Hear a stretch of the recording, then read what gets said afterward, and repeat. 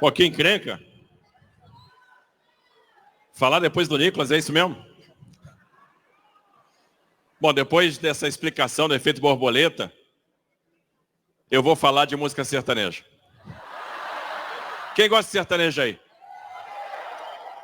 Matheus e Cauã, quem conhece? Tem uma música que fala de expectativa, realidade. Quem conhece aí? Quem conhece? Não, cantar não. Cantar não. Cantar é para mandar o pessoal embora. Expectativa, não vou fazer isso não. Expectativa e realidade. No Brasil, a gente fala muito de narrativa. E a gente tem que confrontar a narrativa com a realidade. E a gente vem sendo bombardeado com narrativas o tempo todo. E foi assim na gestão do melhor presidente da República que nós já tivemos. Quem concorda comigo? É interessante. Eu me lembro de 2021. O pessoal dizia, o Brasil vai ter um déficit de 250 bilhões de reais. O que aconteceu? Nós tivemos superávit. 0,3 ponto do PIB. Aí disseram, não, mas 22 vai ser pior. Nós vamos ter um déficit de 80 bilhões de reais. O que aconteceu? Mais de 50 bi de superávit. Mas disseram, a dívida pública vai aumentar. O que aconteceu? Ela caiu. E interessante, o presidente resolveu baixar impostos. E a arrecadação subiu. Baixou aquele tal do IPI, que é um imposto horrível para a produção, um imposto horrível para o empresário. E a arrecadação subiu. 125 leilões realizados até o final de 21, e mais não sei quantos em 22, chegamos perto dos 200 leilões, praticamente 1 tri de reais contratados em investimento de infraestrutura e uma série de reformas feitas. Quem diria que as pessoas iam para a rua para defender uma reforma da Previdência, que está sendo destruída agora? E o marco do saneamento, que vai levar saneamento, vai levar água, vai levar esgoto para um monte de gente que não tem. Olha a revolução que isso vai acontecer. No primeiro ano de marco do saneamento aprovado, mais de 50 bilhões de reais contratados em saneamento básico. E agora em São Paulo, nós vamos fazer 78 bilhões de investimentos até 2029. Vão universalizar o saneamento de São Paulo.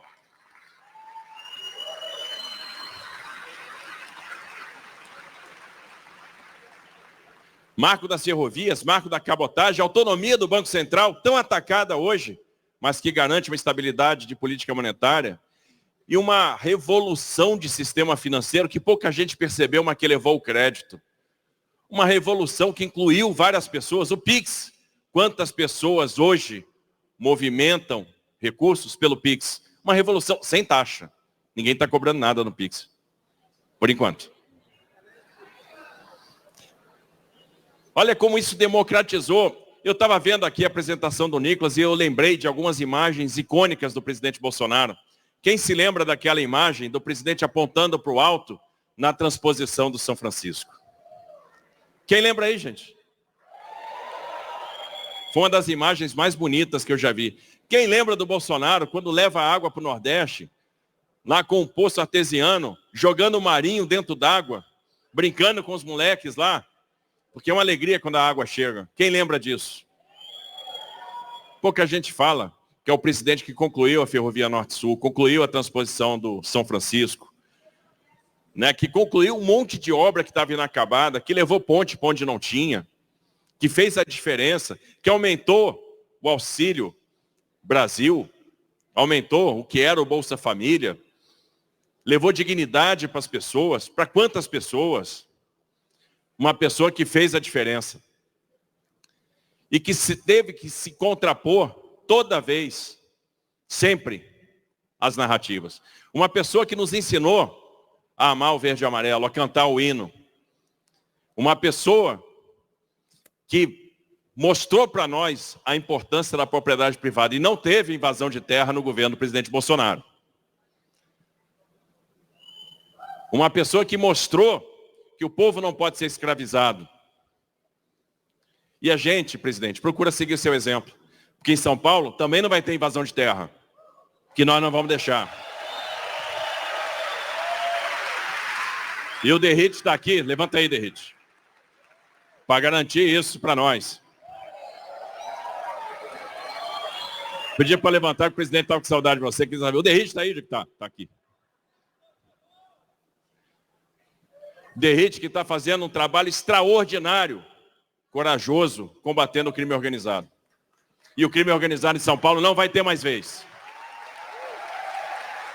Com trabalho de inteligência, com valorização dos policiais, com o maior investimento em tecnologia da nossa história, com aumento de efetivo, restauramos a autoestima.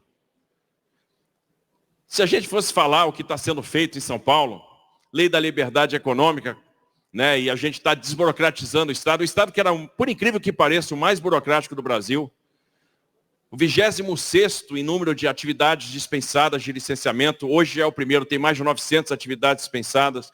Em abril, o PIB de São Paulo cresceu 6% em relação a abril do ano passado, dados da Fundação SEAD. A gente está com um programa de investimentos que vai contratar mais de 400 bilhões de investimento em infraestrutura.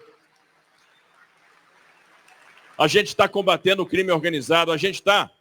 Olha, São Paulo hoje tem o menor índice de homicídios do Brasil, o menor índice de homicídios da nossa história. Roubos e furtos caíram no menor índice desde 2008, roubo de carga caiu 25%. E quando a gente fala das coisas que estão sendo realizadas, eu quero dizer para vocês, nós tivemos um professor. Nós tivemos a oportunidade, é um privilégio, de conviver com o presidente Bolsonaro no período que ele estava à frente do nosso Brasil. Quanta inspiração, quanta motivação, quanta coisa. E o Nicolas falou aqui de sacrifício. A gente viu o presidente fazer muito sacrifício, porque não é fácil. Quantas vezes eu vi o presidente dizer, essa cadeira é de criptonita. E o pior é que o raio da cadeira era verde ainda, presidente. Deve ser de criptonita mesmo. Mas ele estava lá, fazendo o sacrifício pelo Brasil. E ele construiu um sentimento diferente. Ele resgatou a autoestima, ele trouxe o patriotismo que está presente hoje. Quantos estados hoje têm escolas cívico-militares? São Paulo aprovou a lei e tem gente que ataca isso. Como pode alguém ser contra escolas cívico-militares? Não faz sentido isso, Gil. Não faz sentido isso. Como pode, Bove, alguém ser contra o agronegócio?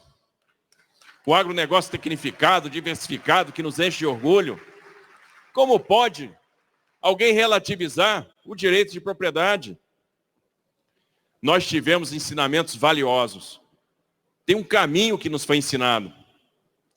E a verdade é que nós temos que fazer sacrifícios. Nós temos um grande compromisso. E esse ano é um ano de fazer compromisso. Esse ano é um ano de dar a cara a tapa. É um ano de fazer esforço.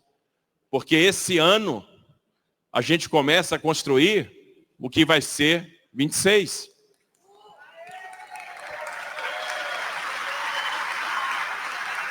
E eu estou falando isso porque aqui tem várias pré-candidatas, pré-candidatos.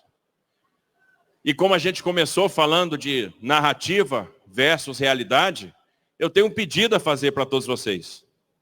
Não vamos permitir que a narrativa se sobreponha à realidade. A gente não pode permitir que a narrativa tome o lugar da realidade. Porque se a gente permitir que a narrativa tome o lugar da realidade, a gente vai condenar a nossa realidade, o nosso futuro, a virar a narrativa que estão impondo.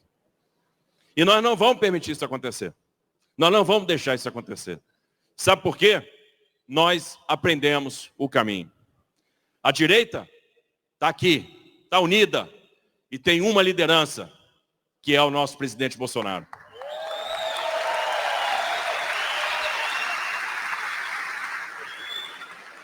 Uma pessoa que entregou tanto, uma pessoa que deixou legado, uma pessoa que não passou em branco.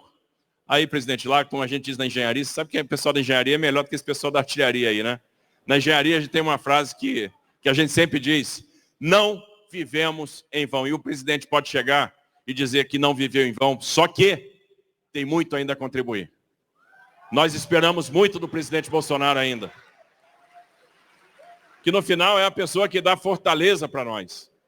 É a pessoa que a gente recorre lá quando a gente está com dúvida, está com problema. Tem muita coisa boa para acontecer. Esse país, o presidente fala isso, país maravilhoso, tem tudo.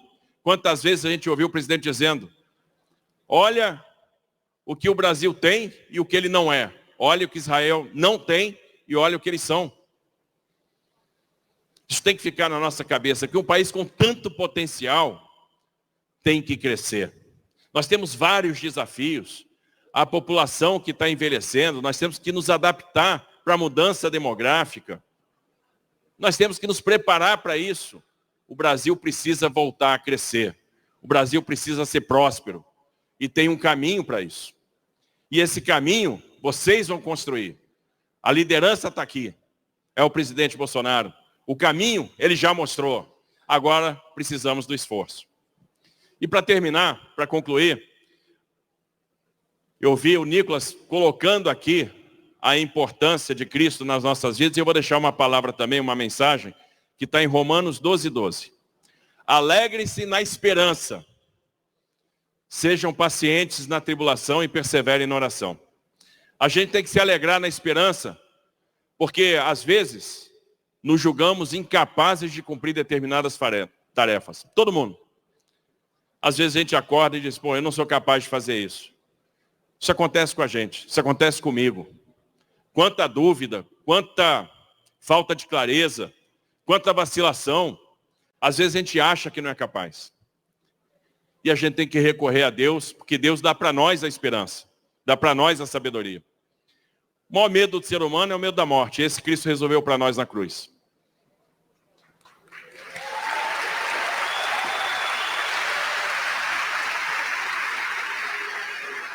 Não quer dizer que vai ser fácil, é por isso que a gente tem que ser paciente na tribulação, porque a tribulação vai ocorrer. A gente vai penar, mas a gente vai vencer. E aí a gente tem que ser perseverante na oração, porque é a oração que cria intimidade com Deus. A oração é que traz o Espírito Santo para nós. E é por isso que eu sou otimista. Eu creio nesse país. Eu creio no verde e amarelo. No verde e amarelo. E o Bolsonaro nos deixou as lições mais importantes. Mostrou para a gente a importância de Deus, a importância da gente amar a pátria, a importância da família, a importância da liberdade. Porque é por meio dessa liberdade que a gente ainda consegue se comunicar, a gente ainda consegue mostrar o que está acontecendo.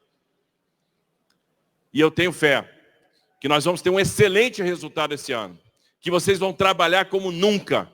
Que vocês vão contagiar os seus círculos, que vocês vão fazer a diferença, que vocês vão mostrar que esse Brasil vai ser próspero. Vocês vão mostrar para todos o Brasil que nós queremos.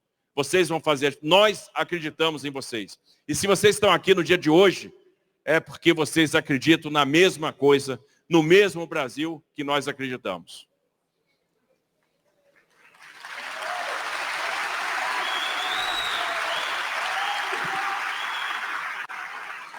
Nós acreditamos nesse Brasil que começou a ser transformado pelo presidente Bolsonaro. Ainda tem um caminho muito longo pela frente, mas nós vamos trilhar esse caminho juntos, com o nosso líder, e nós vamos chegar lá. Nós vamos fazer a diferença, porque também nós não vamos viver em vão. Então, obrigado, Bolsonaro. Obrigado por tudo. Parabéns por vocês estarem aqui. Obrigado pelo carinho. Vamos em frente, que vocês sejam muito bem-sucedidos. A gente tem que sair daqui e ser igual um leão, para defender aquilo que verdadeiramente interessa, para defender a nossa pátria. Parabéns a todos, que Deus abençoe.